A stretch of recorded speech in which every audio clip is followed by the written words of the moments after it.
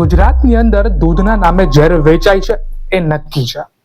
મિત્રો, થોડાક દિવસ પહેલા આપ નેતા યુવરાજસિંહ જાડેજાએ અનેક ટેન્કરોને એક્સપોઝ કર્યા. સફેદ દૂધનો કાળો બજાર. ડિટર્જન્ટ જ છે ને આ દૂધ છે, વિચારો. અને આપણે આ રોજ આપણા પેટમાં નાખીએ છીએ. પરંતુ સવાલ એ છે કે આ દૂધ માફિયા કેટલા છે? 50, 500 કે પછી 1000? વાત મિત્રો અહીંયા એવી છે કે આ જે દૂધ માફિયા છે એને તંત્ર શા માટે પકડતું નથી? પહેલી વાત તો આપણે માની લઈએ કે ચલો તંત્રને ખબર નથી કે એવી રીતના અહીંયા આવી વસ્તુ થાય છે. હવે ચલો આપણે એ પણ માની લઈએ કે આપ નેતાએ આને એક્સપોઝ કર્યું, પરંતુ આગળ શું? શા માટે તંત્ર આની ઉપર જવાબ નથી માંગતું? હવે શા માટે તંત્ર ડરે છે? શું આ સરકાર જે છે એ આ માફિયાને પ્રોટેક્ટ કરે છે? શું જે ત્યાંના લોકલ નેતા છે અથવા જે ફૂડ એજન્સીઓ છે, ત્યાંની જે ફૂડ વિભાગની ટીમ છે, શું આ બધા એને પ્રોટેક્ટ કરે છે? મિત્રો, વાત એવી છે કે વિસાવદરની અંદર હનુમાનના ખીજડી ગામની અંદર મોડી રાત્રે એક ટેન્કર નીકળે છે, જેના નંબર છે આપણી પાસે GJ33T6001. આ ટેન્કર મિત્રો મોડી રાતે ત્યાંથી નીકળે છે. વહેલી સવારે યુવરાજસિંહને ખબર પડે છે કે ભાઈ આ ટેન્કરમાં નકલી દૂધ છે, માટે તે રસ્તા ઉપર એ ટેન્કરને રોકે છે.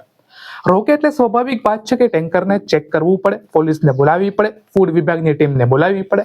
બધું જ થયું, પરંતુ જે દૂધને ચેકિંગ કરવાની જે કીટ આવે એ ફૂડ વિભાગ પાસે નથી.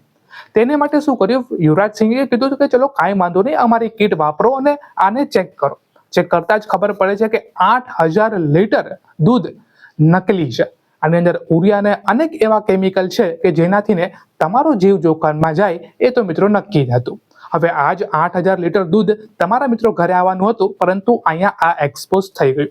વાત એવી છે મિત્રો, આની પહેલા પણ વડિયા ગામની અંદર આ જે દૂધ છે તે એક્સપોઝ કરવામાં આવ્યું હતું આ નેતા દ્વારા, પરંતુ જવાબમાં તેને 3 વખત તેની ગાડી ઉપર હુમલો થયો. તેના જે સાથી અને ડ્રાઈવર છે તેમને મારવામાં આવ્યો.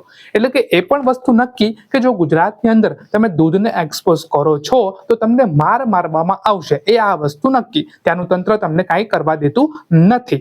બીજી વસ્તુ આપણે માત્ર વાત કરીએ કે આની પહેલા પણ અમરેલીની અંદર 220 લીટર જે દૂધ છે એ નકલી ઝડપવામાં આવ્યું, અને તેની સાથે સાથે 214 કિલો પાવડર જે આવે છે દૂધનો એ પણ મળ્યો, અને 43 કિલો જે વેજીટેબલ ઓઇલ હોય એ પણ મળ્યું. અને એ અમરેલીની અંદર માત્ર 4 જ કેન એવા હતા કે જે સાચા દૂધના હતા. બાકી આખી જે ગાડી હતી દૂધની એ નકલી દૂધની ત્યાંથી ભરવામાં આવતી હતી.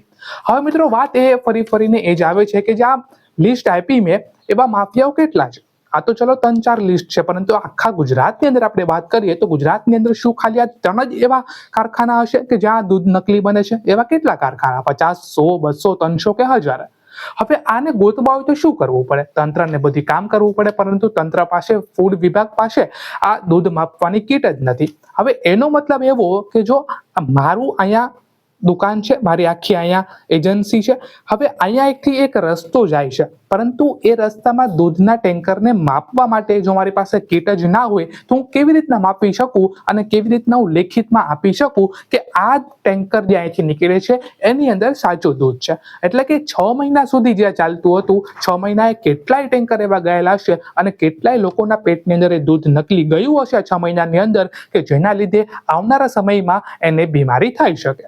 હવે સવાલ ફરીને એ જ આવે છે કે આ શુક્રવારને તંત્ર જાણ્યા હોવા છતાં પણ આની ઉપર એક્શન નથી લેતું, અને જો સામાન્ય માણસ એક્શન લે તો એમના ઉપર મારવામાં આવે છે.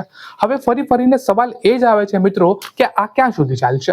જો હું લખીને કહી દઉં કે જો એક એજન્સી હોય દૂધની, એની જો આપણે આખું ઓડિટ કરીએ, એટલે કે દૂધ ક્યાંથી આવે છે, કેવી રીતના પ્રોસેસ થાય છે અને કેવી રીતના વેચાય છે, જો એ તંત્ર આખું ઓડિટ કરે તો 100 માંથી મને લાગે છે કે 30 જેટલી જે એજન્સીઓ છે એ બંધ થઈ શકે છે.